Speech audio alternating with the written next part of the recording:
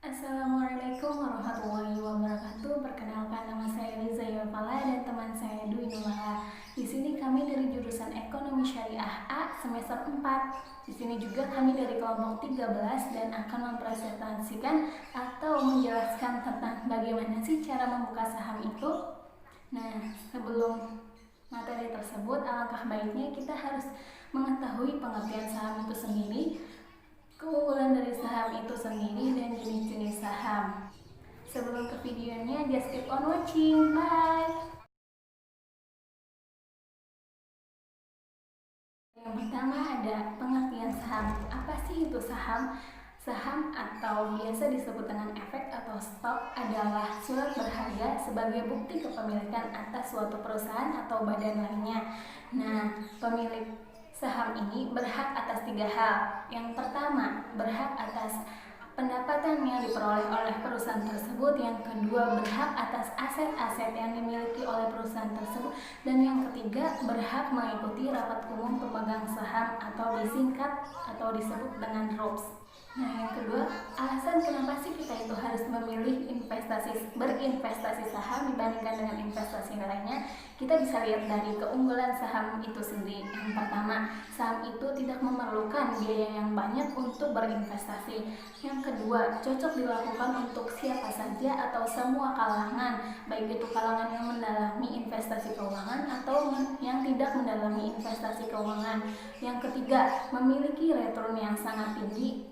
Yang keempat, dividen atau keuntungannya itu didapatkan dalam setiap tahun. Yang kelima, likuiditasnya itu sangat tinggi karena jual beli saham itu dilakukan sangat cepat dan kurang dari 1 menit. Biaya transaksi jual beli saham itu termasuk biaya yang rendah, yaitu kurang dari 1% dibandingkan dengan biaya transaksi berinvestasi lainnya.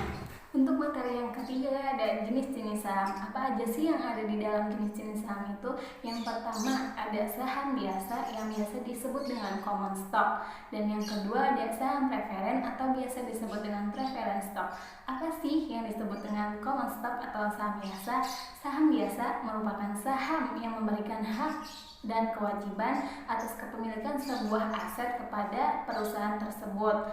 Nah, yang kedua, apa sih yang disebut dengan preference stock atau saham preferen? Saham preferen merupakan jenis saham atau bagian saham yang memberikan hak melebihi saham biasa dengan menggabungkan saham biasa dan saham obligasi.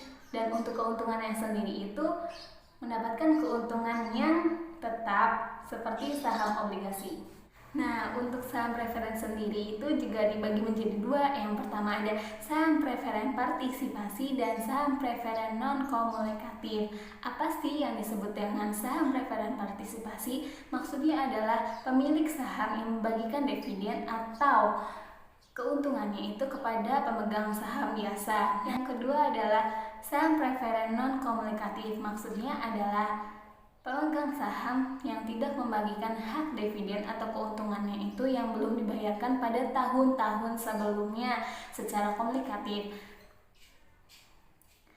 Untuk jenis-jenis saham sendiri itu tidak hanya dibagi menjadi 2, tapi juga ada beberapa hal jenis-jenis saham lainnya. Ada blue chip stock, yang kedua ada income stock, yang ketiga ada speculative stock, yang keempat ada growth stock, dan yang terakhir ada counter cyclical stock. Dan untuk materi selanjutnya akan dilanjutkan oleh teman saya yaitu Dwi Nurmala. Assalamualaikum warahmatullahi wabarakatuh. Perkenalkan, saya Dwi Nurmala. Saya dari jurusan Ekonomi Syariah semester 4 kelas A.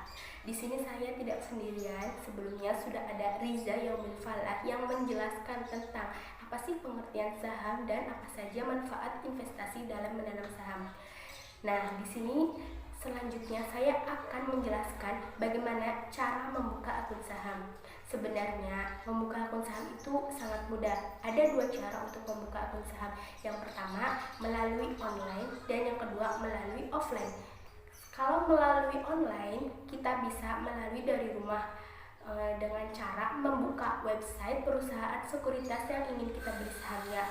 Nah, kemudian kita perlu melampirkan dokumen foto diri kita dan melampirkan dokumen KTP yang kita miliki.